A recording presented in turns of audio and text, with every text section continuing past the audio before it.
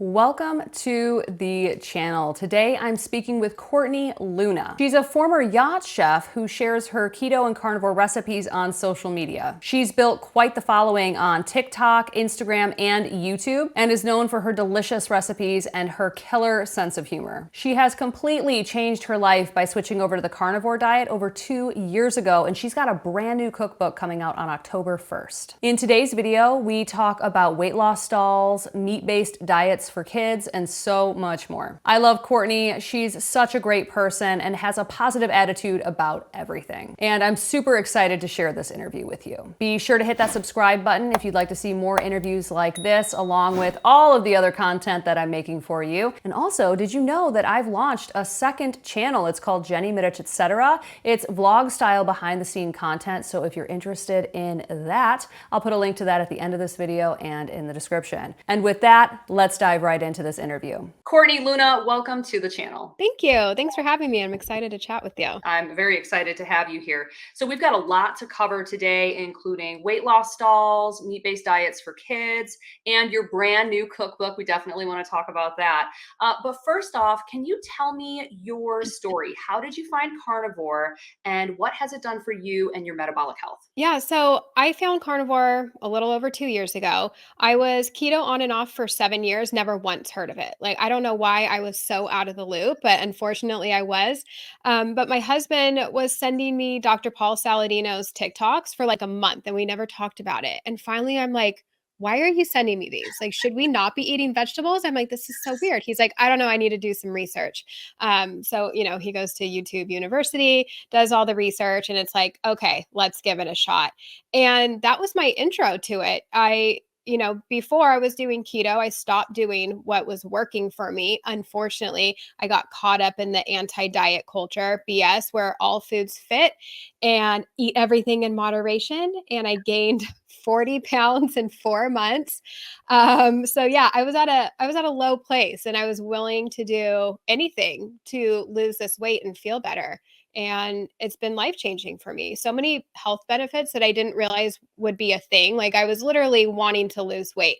I didn't think I would have like the mental health improvement and my acne and, like all the things that come along with it. Yeah. I wasn't following carnivore influencers, so I had like no idea what to expect. So it's been amazing. I wanted to take a moment to thank ButcherBox for sponsoring today's video. ButcherBox is a premium meat subscription service that is dedicated to delivering high-quality grass-fed, grass-finished beef, organic chicken, pork that's raised crate-free, and wild-caught seafood straight to your front door. ButcherBox prioritizes ethical sourcing and sustainability with the convenience of free shipping with every order. You can build a custom box and create the perfect mix of cuts for your lifestyle with over 25 cuts to choose from, and you can switch it up with every order. Or you can let ButcherBox curate a box for you. Every box is a chance to try something new along with some tried and true classics. If you'd like to try ButcherBox out for yourself, head to the link in the description. For the entire month of August, new customers will receive their choice of ground pork, ground chicken, or ground sirloin free with every single one of their boxes for a year. I love the convenience of ButcherBox. Having fresh, ethically sourced meat coming straight to my front door is awesome, especially because I'm super busy with the twins and full-time work and running a household. Thanks again to ButcherBox for sponsoring today's video. So you said a little over 2 years. How has carnivore evolved for you from day one to today? So day one, I included fruit. In hindsight, it's like, oh, my little, sugar addicted brain wanted that fruit. And I was mindful of the carbs because of my background. So I was probably at like 50 to 75 carbs. And then after 5 weeks, I'm like, okay, I am wanting to eat more blueberries, even though I am full. So it's like that fruit still had a hold on me. So I ditched the fruit and went strict carnivore. And I was pretty simple. Like, I did a lot of burger patties. We had steak. I had some raw dairy and raw kefir. And so Okay. that's what I did for like a while. And of course, other animals here and there, but like very simple. And then I started, experimenting in the kitchen a little bit and, having fun with the recipes. But even to this day, it's still simple. I do make, my fun recipes on occasion. It helps keeps things interesting for my kids as well. And I've kind of allowed some things back in. Like, I do have some seasoning, which it's so interesting because I never really, I don't know, my taste buds have changed. Like I don't really feel the need for it, but I got wrapped up in Kelly Hogan's little burger patties with the seasoning she uses. So I've been doing that. And another thing is like I've also included some stevia lately, which I never had any sweetener in the first 2 years. I didn't even like stevia. And Mm, so I don't know. I feel like this is an interesting one. It's almost like I'm being aware of possible old habits of sugar addiction creeping back in with this.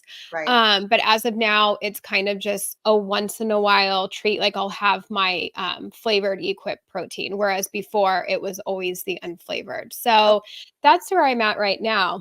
I love that. I have a similar experience where I didn't include a lot of artificial sweeteners. I mean, once in a blue moon. But lately, I'm in the 20th month of carnivore and I can do a little bit of artificial sweeteners here and there. And I don't feel like it's reactivated any kind of sugar addiction for me. I have a theory that for some people, they may have been abstainers before, but as they heal and stay on carnivore for longer, they may evolve into more of a moderator. So maybe something like that is happening with you. Who knows? I mean, only time will tell. Yeah, it's worth trying out and just being like aware of things. So I Yeah. did like a few months ago, I had some strawberries because we were strawberry picking and I don't know, it was like they were glistening in the sunshine, like just being out there. I'm like, I'm curious to see also how I like react. And I had one and I wanted more and I thought about him the rest of the day. And Um, I could have like literally I had to refrain from going on a strawberry binge. So yeah, you just kinda have to have some self-awareness, maybe test things out here and there, but yeah, the fruit just gets me. well, but that's good that you know that about yourself. I think, you and I are both on social media and YouTube and Instagram, and you are on TikTok. I'm only a little bit, but I talk to people all day long. Well, can I eat fruit? Can I eat fruit? And I'm like, well, you got to figure that out for you. Give yourself some time to heal, and then try to reincorporate it a little bit. See what happens. If you find yourself being like, I want the fruit, then perhaps you shouldn't eat the fruit. You know what I mean? But if you have a few and you're like, I could give or take, then maybe you can. It's highly individualized. Yeah, I agree. You definitely just need to figure out what works best for you, for sure. You've been very public about your weight loss stalls. I find that a lot of people encounter stalls, even on carnivore, myself included. So, how have you been dealing with stalls? Yeah, you know what? It's it's been so frustrating, honestly, and I think it's normal. I mean, they say weight loss is not linear. You look at the graph of your weight loss and it kind of just goes like this as it's going down. I think it's totally normal. I think a lot of people also maybe misuse the word stall. Like you're not stalled if you didn't lose weight for 2 weeks. Like a stall is like a good couple months or so. I feel like there's so many pieces to the weight loss puzzle.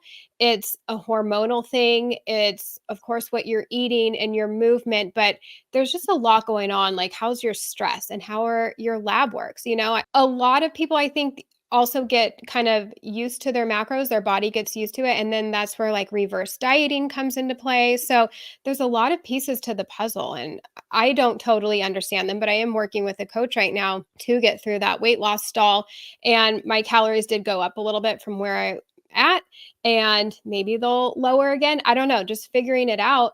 But then also, there could be underlying issues. Like I just got lab work done and it wasn't awful or anything, like nothing crazy, but there's a handful of markers that are just a little bit off Mhm. that could be why my body is not wanting to get rid of the rest of this weight.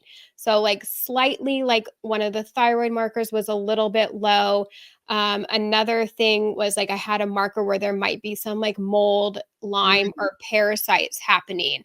So just like little things that like your body just doesn't want to release the fat. So that could be another thing. 100%. I totally agree with you on that. And it's funny because if you didn't get that blood drawn, you wouldn't have that insight, you know. So I think that's awesome that you are, I love testing and blood work and all that kind of stuff. So I'm like, ooh, test as much as we can. But yeah, I recently had a similar experience with my thyroid numbers. Turns out that I have Hashimoto's, and that's might be one of the reasons why I've been stuck at the same weight for 5 months, even though I've been carnivoring correctly, carnivoring harder, up calories, down calories, just for trying to figure out so many things, and I'm just stuck. So yeah, I think weight loss stalls can be very frustrating.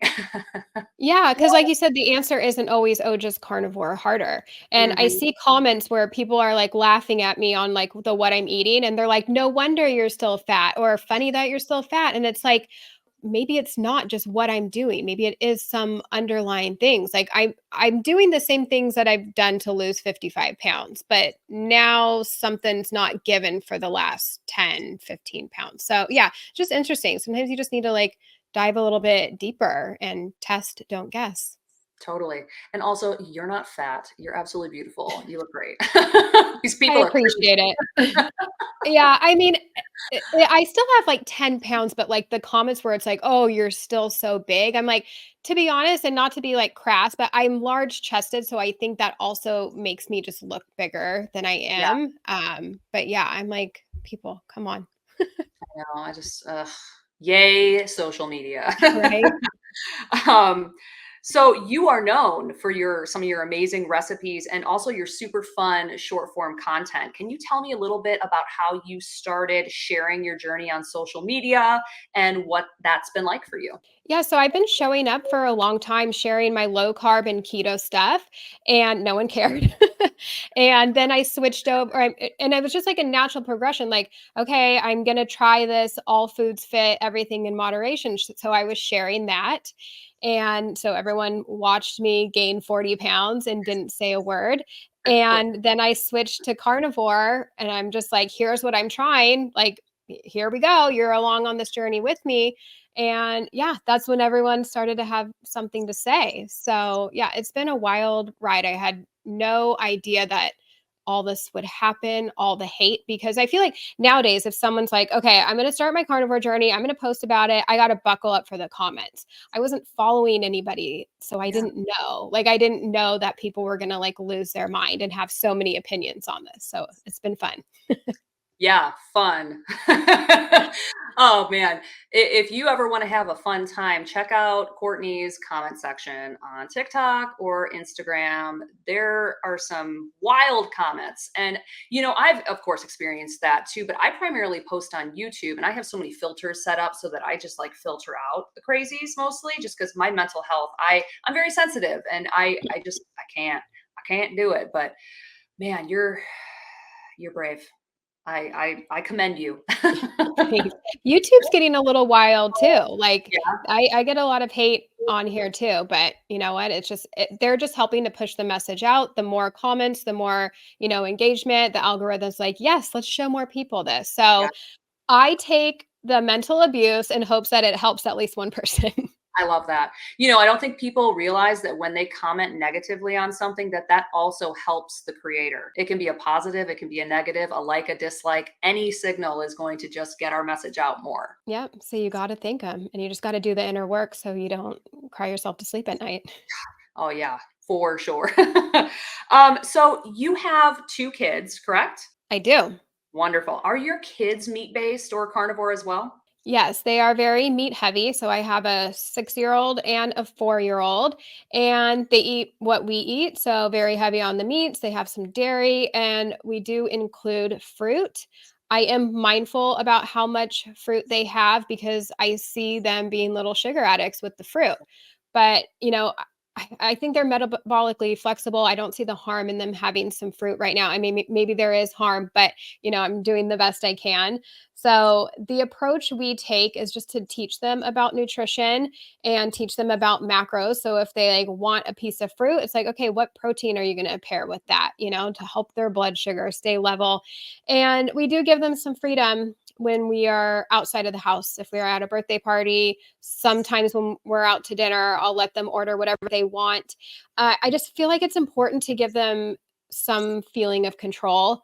Yeah. I am very aware of the comments I get that I'm going to cause them eating disorders and they're going to go, binge at someone else's house when they're older.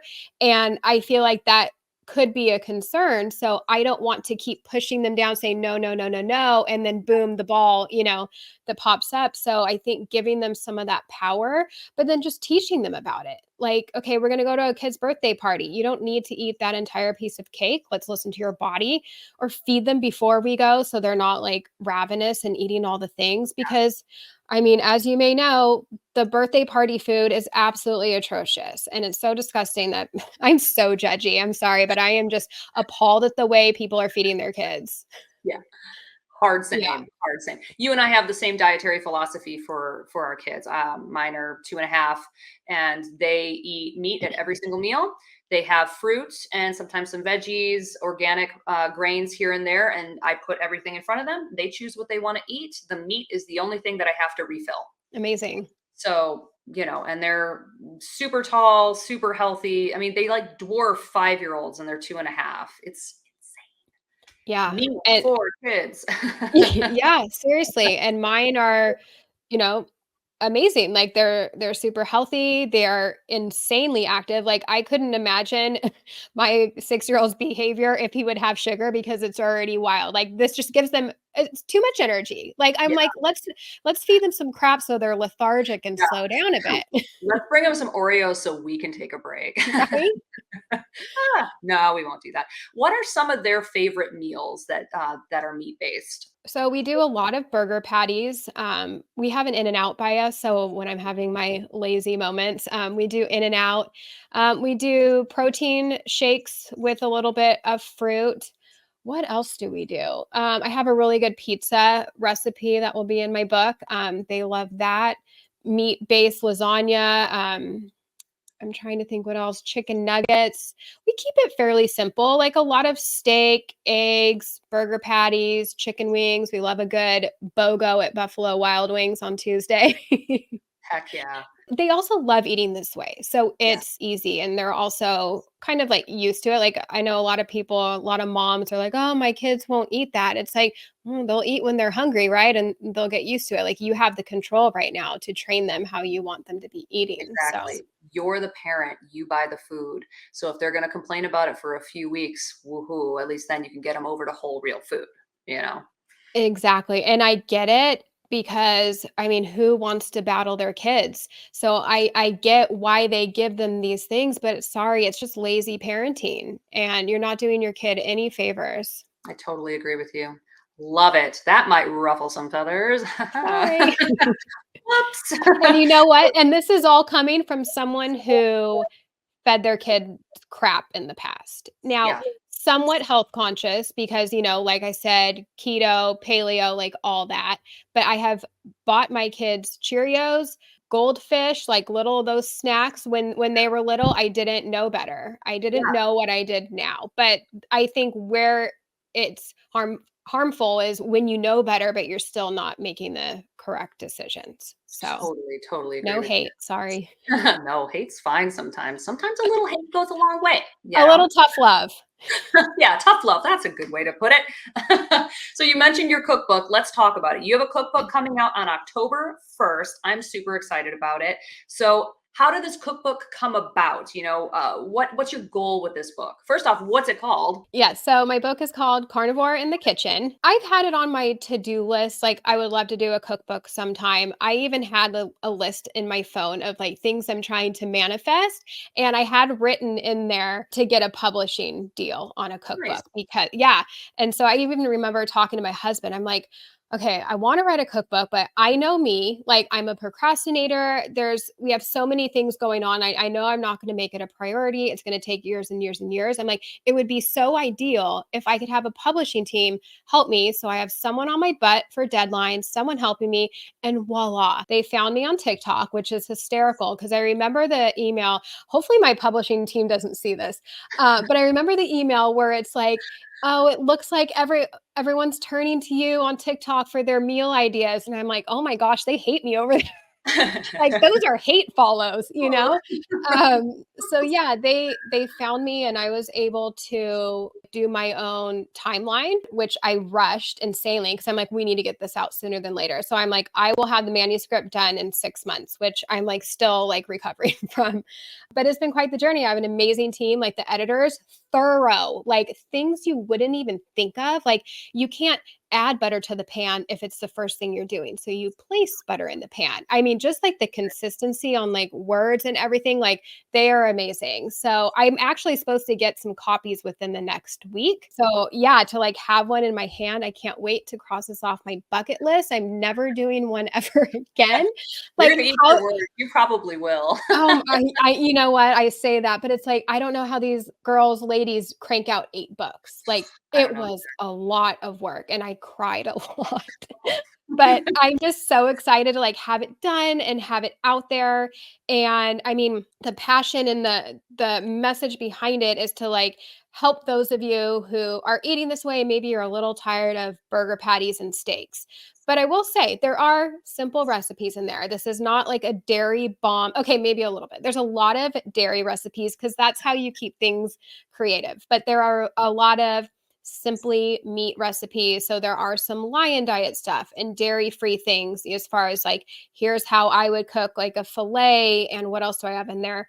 A chuck roast and brisket. So there are some simple things.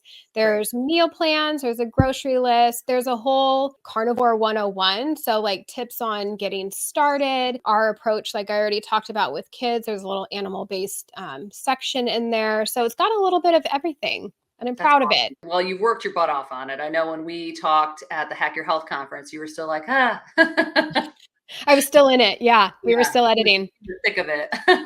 Well, I can't wait to get my copy. I've tried a few of your recipes and they're absolutely delicious. So where can I get a copy of your cookbook?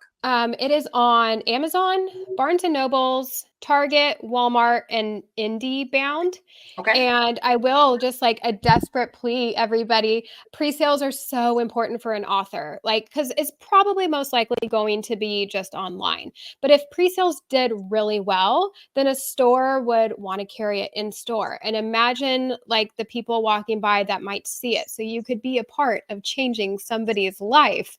So go grab it today. And as far as like Amazon, price match guarantee. So if it goes on sale after you buy it, you'll get the lower. They're not charging you till it ships, and it ships the day before. So you will have it in your hands on publication day. That's wonderful. I love it. And actually the release date is awesome because then you could give it as a Christmas gift. Yes, it makes a great gift idea. It's a wonderful gift idea. You're caring for your loved one's health. I love it. I'm going to put a link to all of those in the description below. Pre-sales are going on right now until the release date, so make sure to get your copy. So I just wanted to finish off this interview with a couple of rapid fire carnivore questions. Are you ready? Can I just say my toxic trait is I want to explain every rapid fire question answer? You can do whatever you want, but I just want you, I'll ask the question and just the first thing that pops into your head, and then you can explain it if you want. That's totally fine. I don't mind. Okay, so the very first question, what is your number one tip for new carnivores? Give it a shot, stick with it. My mind always goes to bathroom and the poop because I feel like that's the question I get all the time. So excuse me if this is TMI, but let's talk about it. If you are having loose stools, I would lay off the hot rendered fat, have some cold fat. And if you are having the opposite issue and you're having constipation, I would eat that hot rendered fat. I would make sure you're staying super hydrated and make sure you're having electrolytes, specifically magnesium. I want to say citrate, I think, is the natural laxative. What is your favorite carnivore food? Right now, carnivore bars. Obsessed. Like a candy bar to me. Yeah. All right. This one might be a little difficult, but you can do it. If you were stuck on a desert island, what 3 things would you bring? Ribeye, Redmond salt. I mean, carnivore bars again. Free plug for them. Oh, I love it. Okay. What is the most common mistake that new carnivores make? Not that it's necessarily a mistake, but I feel like a lot of people are just not eating enough. But I think that's also kind of like common. It's a big adjustment. You're shifting your fat and your protein macros. So yeah, I wouldn't necessarily like tell somebody to like force feed themselves, Right. but maybe just pay attention to how much they're eating so they make sure they're getting enough nutrients in. I love it. Knowing what you know now, what would you do differently if you were starting carnivore today? Go strict carnivore and ditch the fruit. Got it. Last question. If you were able to go back in time and give one piece of advice to your 18-year-old self, what would that be? Oh, Lord. That's a hard one. Yeah, I would say that there's so much more than just weight loss. Like, I always came from things from a weight loss point of view and not like overall health. So I would do whatever to try and get thin, not thinking about, how that was affecting my overall health. Yeah, I feel like that's pretty common when we're babies. Diet pills, ugh, yeah. Yeah. Ugh, hate it.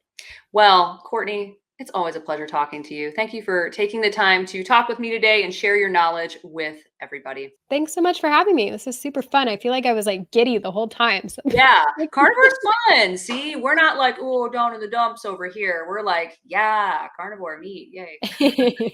I love it. Well, thank you. Thank you. It's always a joy to talk to Courtney. If you'd like to pick up her new cookbook, Carnivore in the Kitchen, I'm going to put a link to it in the description below so that you can purchase it. Pre-sales are really super important for authors, so if you purchase it before the date, that's a huge help to Courtney, and it will help to push that cookbook out to more people. You're not going to want to miss the recipes in this book. They are absolutely amazing. On the screen, I'm going to put a link to my latest interview with Amber O'Hearn, Carnivore OG. You're gonna love this one. And over here, I'll put a link to my in-depth guide to the carnivore diet in case you wanted to get started on carnivore. I'll also put a link to my brand new channel, Jenny Mitich, etc., so you can get subscribed over there. And with that, I'll see you in the next video.